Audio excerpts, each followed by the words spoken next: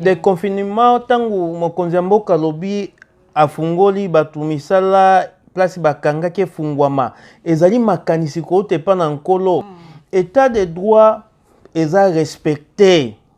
Félix yangonde likambo atelemelaki makasi parce que yangonde evandisaka mboka. Mais tangu mokonzi Félix aye boyeki na nguya ya Nzambe makambo nyonso ebombanaki ebimi poisa. Ebimi poisa. OK. Soko Félix bavotaka ye te mbele makambo pa pasteur yebana te to bomba te Félix Mbote na bino banso balandi ya lisolo ya Congo bipai wapi bozwami lelo tokutani lisusu ndenge to meseni kosala na ba émission na biso ya analyse politique ya mambo ya mboka pe ba mambo ya culture nyonso.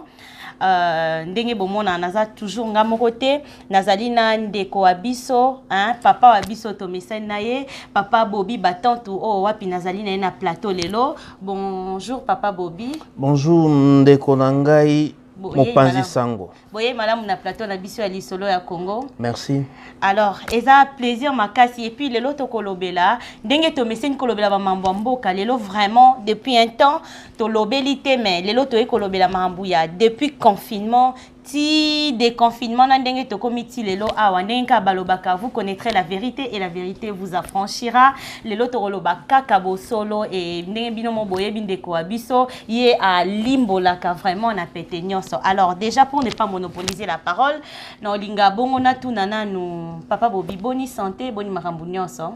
Santé etamboli malamu makasi tala na mboko tozali touti na moi makasi mais na ngolu ankolo nzamba za kolobela biso santé za malamu na sepeli koyeba ke santé za malamu bongo confinement ya mboka ndenge nini vraiment tant ya ba difficulté to lekisi ya confinement ndenge nini elekaki d'après yo bilan na ikoza nini d'abord na confinement ndenge to lekisi ya bilan na ngai na mboka eza na mboka bapaya eza na mboka na biso Congo bilan eleki malamu pona pote toyoki moto te akufi na nzala pote toyoki moto te akondi pote toyoki te makama na kati ya confinement bato bamibateli pourcentage ya maladi emonanaki te eza vraiment na se na Congo yango nde nakopesa lisusu papa Félix Antoine Tshisekedi Félix na mokano nazwaki ezalaki mokano kouta na Nzambe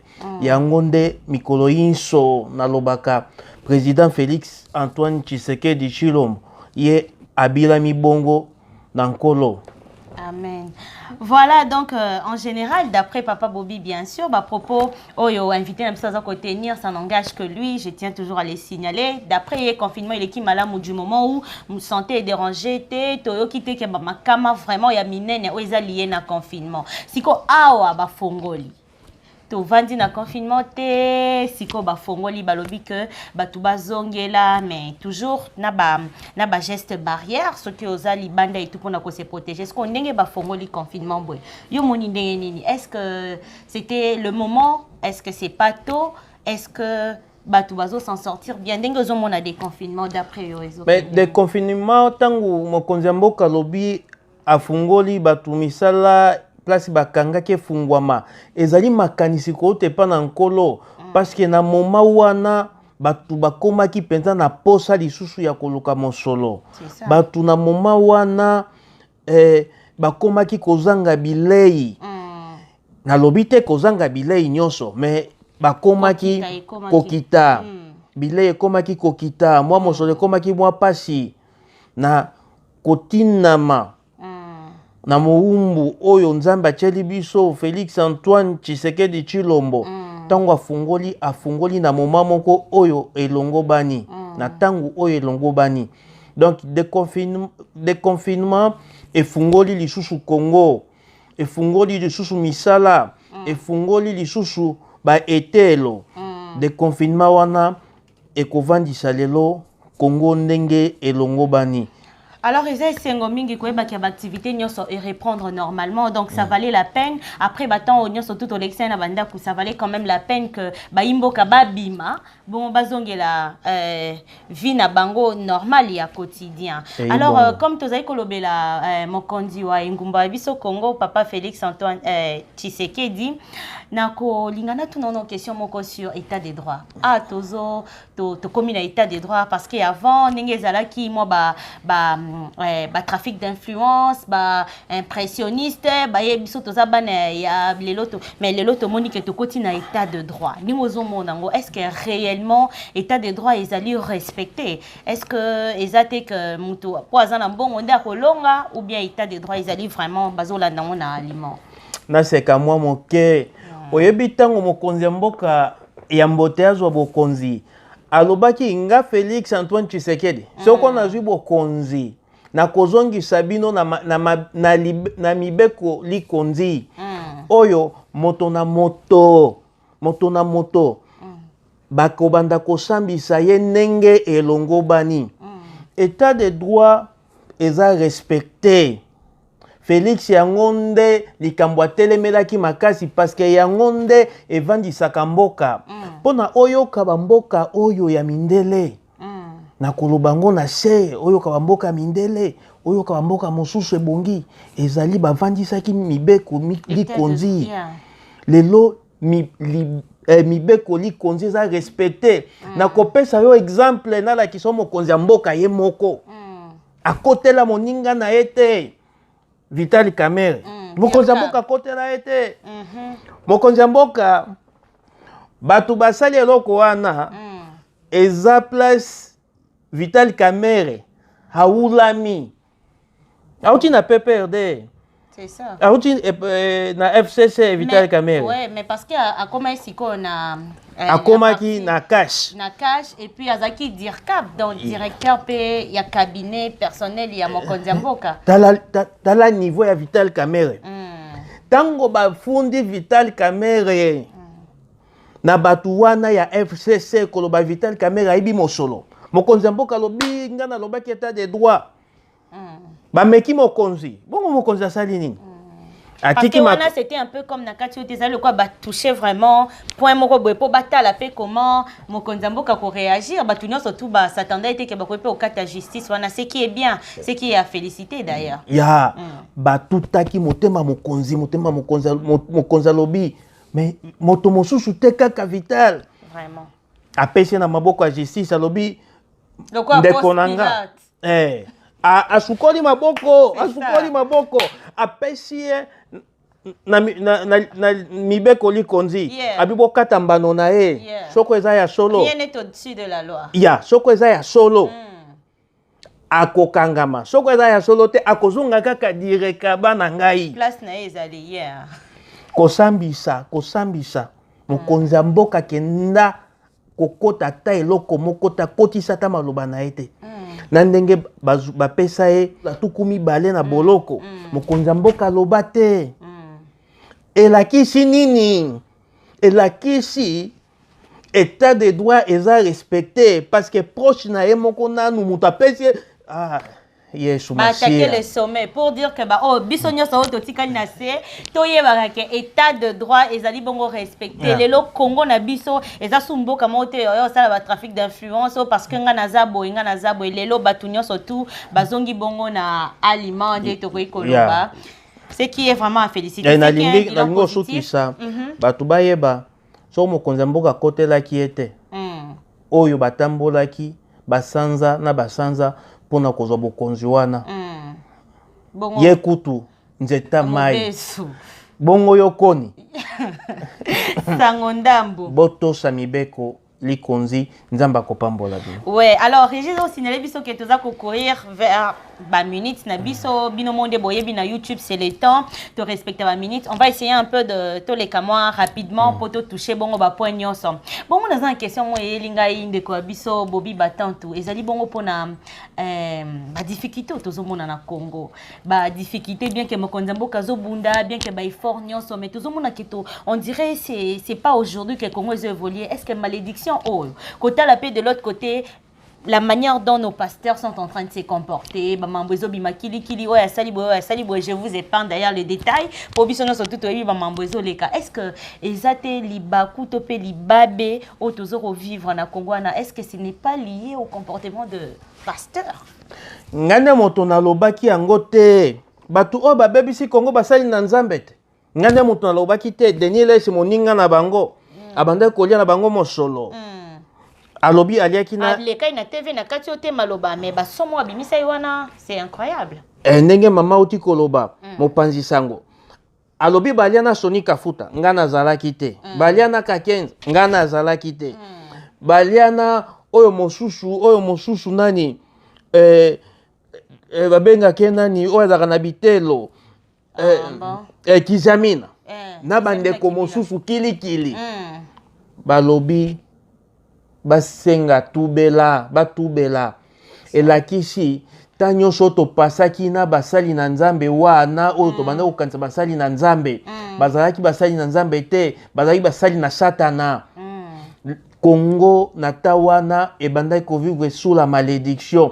Mais tango mokonzi Félix aye boyeki na nguya ya Nzambe makambu nyonso ebombanaki ebimi poisa. Okay. Soko Félix bavotaka ye te mbele makambo pa pasteur yebana te. To bomba te. Félix auti na Nzambe. Auti na Nzambe wana na kobombela yo te. Depuis aye ça on doit se le dire que makambo nyonso ya nkuku ezobima na poisane au 2020 bilan nango vraiment eza kitoko makasi na kolandisama na mokano Nzambe à travers Félix. On se bimi vraiment na polele. Bon, tozo qui est vers la fin, tozo se diriger déjà à la chute na biso ya émission, mais non linga teto si ça no linga. Na to na question mozo ya ngana mutema. Est-ce que siko état de droit nyo soto tolobeli déconfinement après question ya sécurité, topé insécurité na mboka. Sécurité na insécurité na koloba boye na mboka Congo. Sécurité c'est vandi nango. Et vandi mais eloko nini mokonzi ya mboka na biso bato libanda toza komona insécurité à Congo ezali biso moko ba congolais ezaka ka ba mikonzi oyo basomba ba mabulu ya or ba mabulu ya diamant ba mabulu ya cobalt bangonde bato bachaka insécurité na insécurité wana batimolaka diamant batimolaka or batimolaka bazer bakende kote kango na mboka bapaya. Donc insécurité na Congo ezalité sécurité c'est koti mokonzi ya mboka ayebi moko na moko bakokanga bango parce que état de droit ezali. Ouais, tozo espérer vraiment que un jour bakangela biso bango mama na kokato malobate bino batu bochaka insécurité na Congo bosi boyebani bakokanga bino bocha na se. Ouais, voilà message na bino et comme les bino pour bolanda biso bolanda na bino biso toujours donc botika ba mam na bino wana cc avant bongo mibeko ezwa bino et même bino na ba place ya mabe bongo question na nga ya souke sika penza wapi tozo chitele tozo kabwana lelo ezali bon je pouvais pas finir cette émission sans poser cette question aux actualités pe ya makasi ya geste oyo ya malamu mama mokonzi mboka Denise Nyakeru a sali na fondation na ye ya ko soutenir bongo ba élèves o bazozwa ba diplôme opesa bango ba bourse pour ba continuer ba études supérieures na bango o kanisi ni kamboa mama na lekaka na yo na salaka na yo émission moko awa na lobaki mokonzi ya mboka tango azwi bokonzi alobi gratuité ya enseignement batu bazwaki yango neti lisapo bazwaki yango neti comédie bazwaki ye neti moto moko boye tangu bamoni applicabilité basimbi moto bandima itebele baloba ezaka maloba basimbi moto mais tangu basimbaki moto makambo ebandi mama Denise Nyakeru Tshisekedi na fondation na ye fondation Denise Nyakeru atali boyebi na kosoutenir na mobali na nga na nini azwi likanisi alobi mbongo na ngai oyo nasunga bana wana oyo baboti baza na moyen moke tangu na kosunga bango bana wana pe lobby bakokoma ba ministre bakokoma ba cadre bakokoma ba généraux kaka na Congo bana babola pe ya biso batu moyens la kanache to se retrouver yango nde atiaki programme moko na kati alobi programme excellencia elakisi nini elakisi akobanda kozwa bana zomi mubu zomi bakobanda kokende na poto kosala nini kotanga. Est-ce que on doit se le dire, est-ce que Nandingo Zomoni la makambo, est-ce que ça va vraiment tenir? Est-ce que eko sala mape bongo pendant 10 ans yango pour toyebi pe Congo yango? Mama Denise aza mama moko sakana kate. Mais na kotala ye boye, soko taliye kaka. Na kati nozo komona droiture. Ozo mona penza droit, aza penza mama moko boye azalaka droit. Baka droit to droit. Yeah, aza droit, yeah. Aza mama moko boye aza droit. Donc mama wana na makanisi azui aye kaka ko soutenir mobali na ye. Ndenge mobali na ye bimisaki likanisi alobi babola pe il faut batanga, babola pe il faut babonga. Batu nyonso il faut bazala ndenge moko. Mama pa ye ko soutenir na komema bango na mboka ya mikili. Pona kotanga bazonga lobby ba cadre na Congo. Donc to soutenir Fondation Denise Nyakero azali mama moko boye boboto na makambo za kosala surtout biso batu toza na ba moyen mingi te kotinda bana na poto ya mais nalinga ko lobelo komoko mama Denise Nyakero soko koyoka nga na peuple congolais na kati ya programme wana bana batu basala ba kombo bazala te. Parce que bango basi bazwa te. Bango basi bazwa. Comment ça? Bourse eza pona bana nyonso et que bango basali preuve. Ya ba critère topé baza ba éligible non profiter na bourse wana. Nazalaka na confiance na bango te. Comment ça? Banda makambo. Est-ce que na Congo bourse banda ko bima nyonso wana bato basala ba kombo batinda bana bango batanga pona bazonga lobi mikonzi. Heureusement. Sous la malédiction ata moko bonga te. Soko ba yepoto bakomi ba melibangi bakomi ba shege mbongo ya makila bato balia kango te mal qui ne profite jamais non lingate to s'éterniser wana déjà c'est une bonne chose c'est esa initiative moko à soutenir. Amen. Nous sommes tous derrière vous. Yeah, maman Mokonzi Mboka Denise Nyakero initiative malamu tozana simana yo tozé soutenir. Bongo on tend vraiment vers la fin mais 2023 élections. J'ai fini là. 2023 élections. Est-ce que ndenge pe mambezo kende est élection et cause là ou faut topé ça non Mokonzi Mboka Félix Tshisekedi li sous chance à continuer na nous comme ça total ici ka pe comme na mukuse vraiment potoza derrière toi. Na sepeli motuna wana ezali fimbo. Na koyebisa we loko moko. Ndenge kaka na lobaka. À part Félix na Congo. Toza lisusu na moto oyo toko kotiala motema te. Bato nyonso babengaka ba opposant. Oyo babengamaka ba opposant. Lelo bazate. Mais moto ameli bango nani? Eza Joseph Kabila. Eza kisoko abimi opposant ba pese mosolo. Mais soko nzambe.